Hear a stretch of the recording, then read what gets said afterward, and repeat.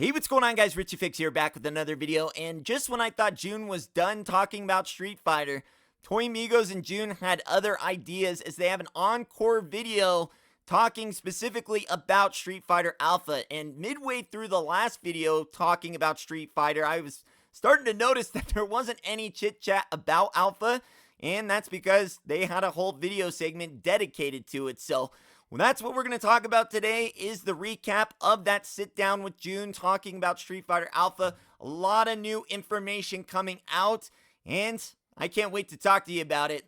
Let's go. Yes, we were not finished, as we get one more video interview with Juhn regarding Street Fighter Alpha 3, and I'm so glad they did this because literally in the last video I stated, where was the Alpha 3 talk? They mentioned nothing about it other than it was going to be using the 2.0 articulation, and that was it. So I was starting to get a little bit concerned if it was still going to be a thing, and well, now we get a whole dedicated video. So I'm excited to talk to you guys about that today. Again, I can't encourage you guys enough to go watch the actual full-length interview. It's about 16 minutes long, so it's not quite as long as the Street Fighter Ultra 2 one, but nonetheless, doesn't mean it lacks in quality. They narrowed this last one down. I think this was I'm pretty sure this was all shot in one take, talking about everything, and then they kind of just chopped it up. So I think everyone was ready to just kind of end the big interview. I'm sure this was like 2 or 3 hours worth of talking, so I could definitely see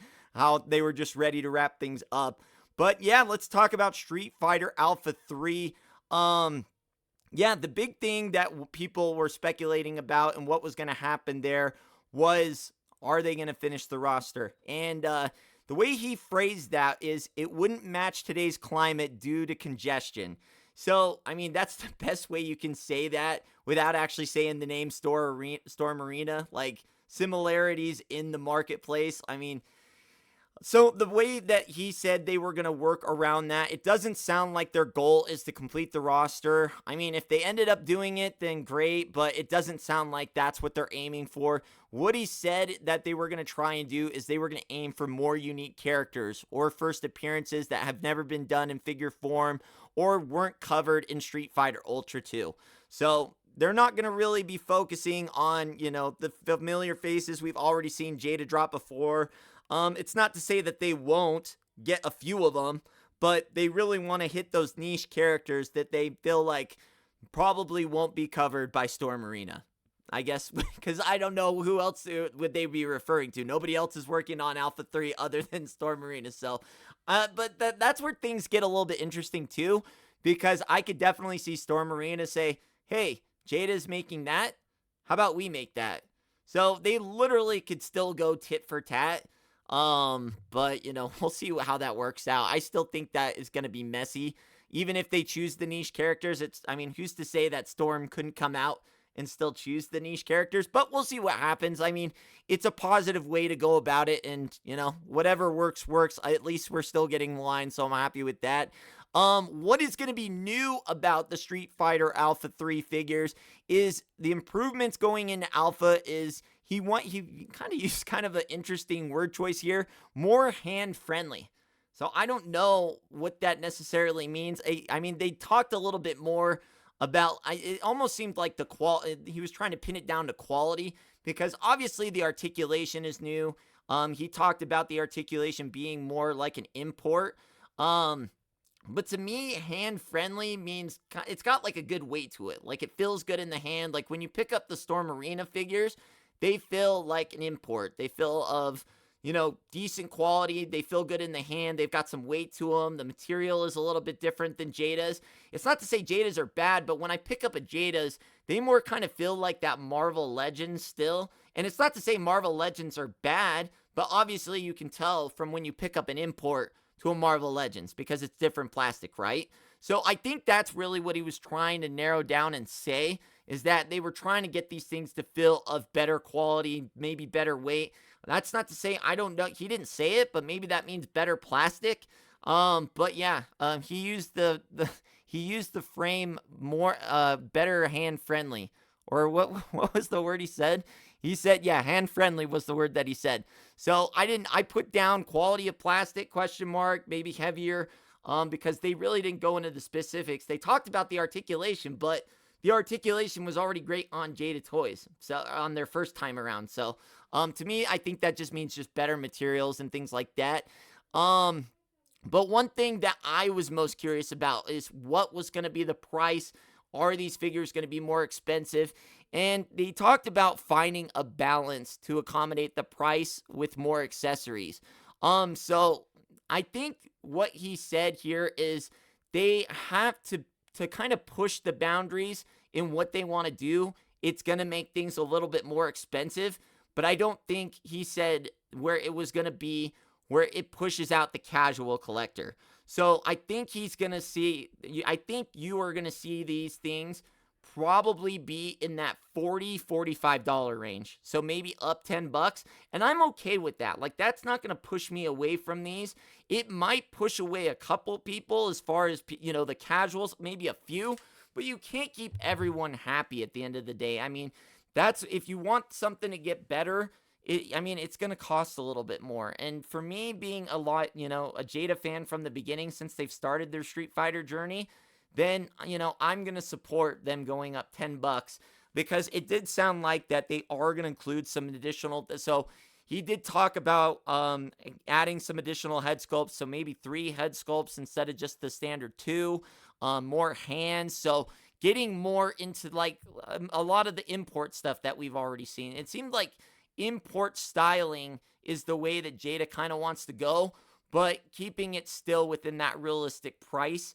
So, because if you look at a lot of imports, a lot of the good imports hover around that $70 to $90 range where, Jada, Storm, they're really, I think you're going to start to see an average from $35 to $50 between the figures throughout the life cycle of their entire line. So, they did not, again, name specific price. I think it's too early to tell because I don't even think they know entirely what they're going to include with each figure.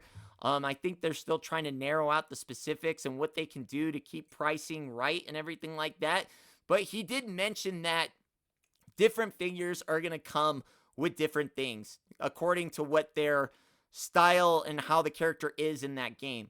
So while Ryu might get 3 head sculpts, but Dalsim might only get 2 because he came with like the bendy arms, like more niche things to accommodate the figure to make it a better experience.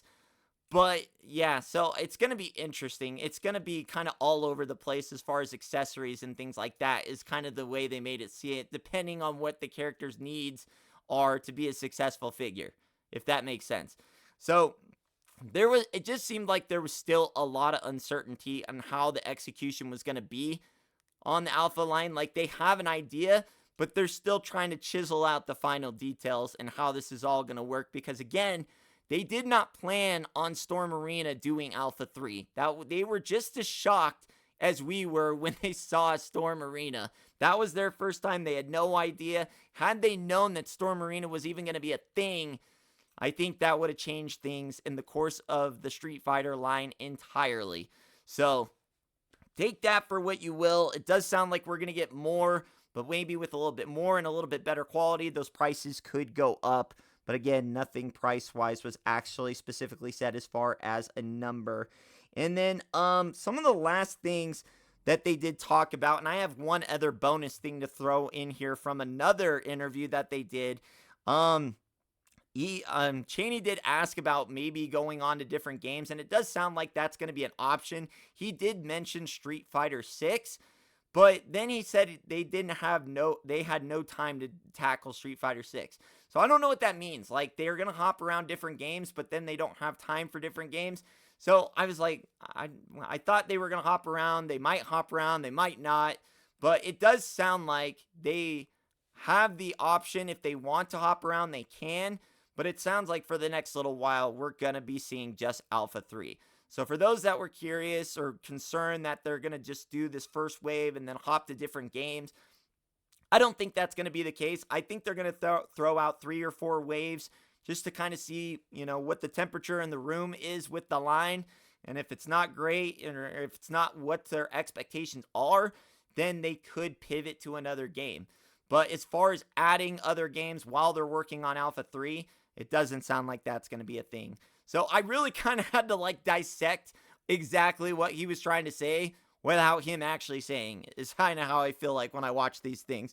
The last thing here, God, what interview was I watching? I think it was the Invincible one where Mortal Kombat and the gore got brought up. And they asked the big question, what are the possibilities that Jada Toys gets and goes after the Mortal Kombat license? And Juhn puts it to rest. He says 0%. So guys, I hate to be the one to burst your dreams. Don't shoot the messenger. Hate the message, because it doesn't sound like Jada, unless he's just trying to throw people off the track, so that could be a big thing for next year. I think like people will always have that hope and, dream of Jada or Storm getting Mortal Kombat back. But he literally said in the last video, the Invincible video, that it was 0% that they were getting Mortal Kombat. And my heart sunk just a little bit and died a little bit with that statement. So 0% is nothing, zero, no chance. But again, could it be a throw off to just make it so it's a bigger surprise for later on? Maybe, but I mean, he kind of had that laugh like it's just not, like when you ask about Resident Evil, when's that coming? He's like, it's not coming, it's never coming. It's just get it out of your head. It doesn't sound like Mortal Kombat is really a priority or could ever be a priority for them. So, did it take that for what it is? It's not to say that, never say never, but Juhn right now is saying never. But yeah, other than that, that's really it. Like I said, they talked a lot about what the vision was, what's going to happen, what the possibilities were, but it still seems like at the end of the day, they are not even quite sure on how they're going to fully execute this yet. I'm sure they're about 80%, 90% there, but it still sounds like it's very much still a work in progress. And I am putting out the prediction that we do not see any of these alpha characters until early to mid 2027.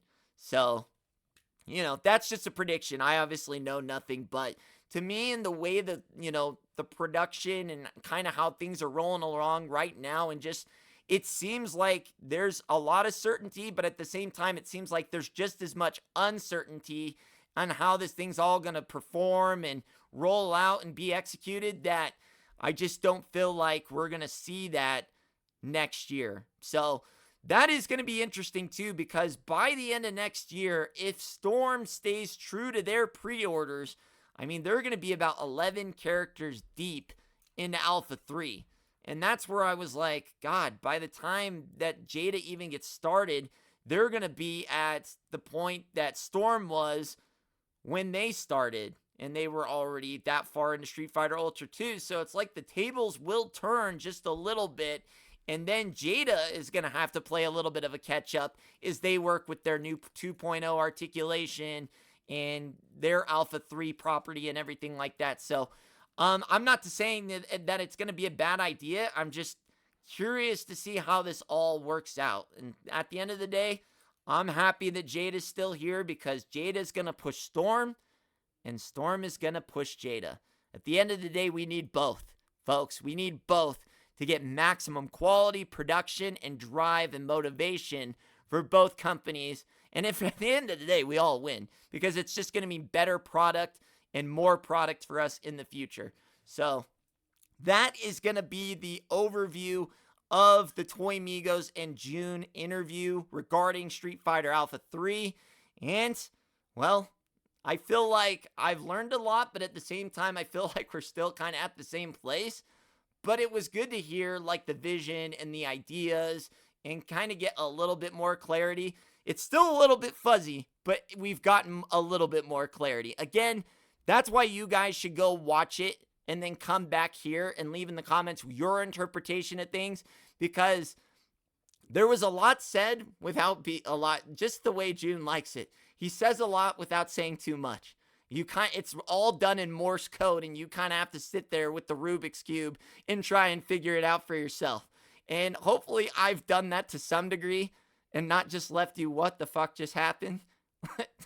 I mean, again, You just got to watch it for yourself. I try the best I can to figure these things out for you. I do feel bad about the Mortal Kombat thing, though. That's been put to rest. 0%. So I guess we can hope that Storm maybe gets it back because they were the ones that had it prior to losing it. So I guess there's that hope. But as far as Jada, you can put that one to rest with Resident Evil for now. But other than that, guys, I'm losing my voice. I thought tonight I was finally going to get some rest, settle down, have a nice calming night. And, well, that just wasn't in the cards, I guess. So other than that, guys, hopefully you enjoyed it. If you did, leave the video a thumbs up. Subscribe if you're new. I'll see you on the next one. Richie Figs. Later.